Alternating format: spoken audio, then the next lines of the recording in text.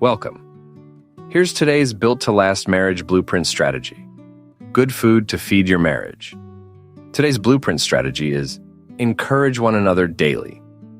In 1st and 2nd Thessalonians, Paul encouraged believers to remain faithful as they waited for the return of Christ. He reminded them to stand firm, to live holy lives, to work diligently, to persevere through trials.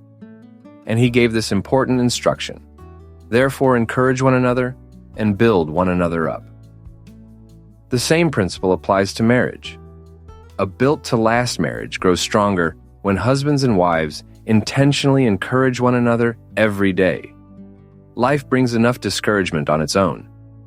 Your marriage should become a place where hope is restored, where faith is strengthened, where kind words replace criticism, where appreciation replaces neglect, where each spouse is reminded that they are loved, valued, and supported. Encouragement is not merely saying something nice. It is helping your spouse keep their eyes on God. It is reminding them of His promises. It is strengthening them to keep moving forward. One encouraging conversation can change the direction of an entire day. The strongest marriages are not built by perfect people. They are built by husbands and wives who consistently build one another up. A built-to-last marriage grows stronger when encouragement becomes a daily habit. Marriage reflection. What is one specific way you can intentionally encourage your spouse today? Prayer. Father, thank you for the encouragement you continually give us through your word and your spirit.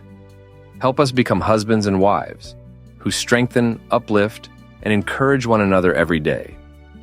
Guard our words so they bring life, hope, and peace.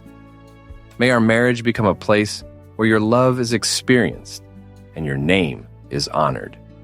In Jesus' name, amen. Take today's blueprint strategy even deeper.